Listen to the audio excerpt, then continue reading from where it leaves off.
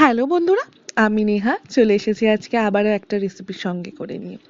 আজকে করব এঁচোড় চিংড়ি। এঁচোড়টাকে আমি ফার্স্টে নুন হলুদ দিয়ে একটু ভাপিয়ে নিয়েছিলাম। তারপর কড়াইতে সর্ষের তেল গরম করে এঁচোড়টাকে লাল লাল করে ভেজে তুলে নেব। এঁচোড়টা মেনলি গরমকালের খাবার, কিন্তু শীতকালেও কিন্তু খেতে খুব একটা খারাপ লাগে না। আমার মতন তোমরাও কিন্তু একদিন ট্রাই করতে পারো এই শীতে এঁচোড়টা। এঁচোড়টা আমার লাল করে ভাজা হয়ে গেছে। এরপর এই কড়াইয়ের মধ্যে সর্ষের তেল আবার গরম করে তার মধ্যে আমি আলুটা দিয়ে দেব। আলুটাকেও লাল করে ভেজে নেব। আলুটা লাল করে ভাজার সময় তার মধ্যে একটু নুন অ্যাড করে নেব। আলুটা যখন ভাজা হয়ে যাবে, এই তেলের মধ্যেই তেজপাতা আর সাদা জিরে ফোড়ন দিয়ে দেব। তেজপাতা সাদা জিরে ফোড়ন দিয়ে সেটা একটু নেড়ে এর মধ্যে অ্যাড করব পেঁয়াজ পেস্ট, আদা পেস্ট, রসুন পেস্ট, আর তার সাথে হলুদ গুঁড়ো দিয়ে আদা রসুন পেঁয়াজের গন্ধটা যাওয়ার জন্য একটু কিছুক্ষণ নেড়ে নেব।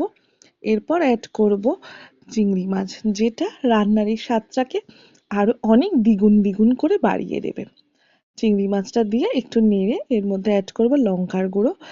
লঙ্কার গুঁড়ো দেওয়ার পর একটু জল দিয়ে মশলাটা একটু কষাবো।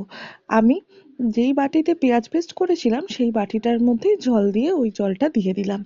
এবার এখানে অ্যাড করব টমেটো। টমেটোটাকে দিয়ে এবার এই মশলাটাকে ভালোভাবে কষিয়ে নেব।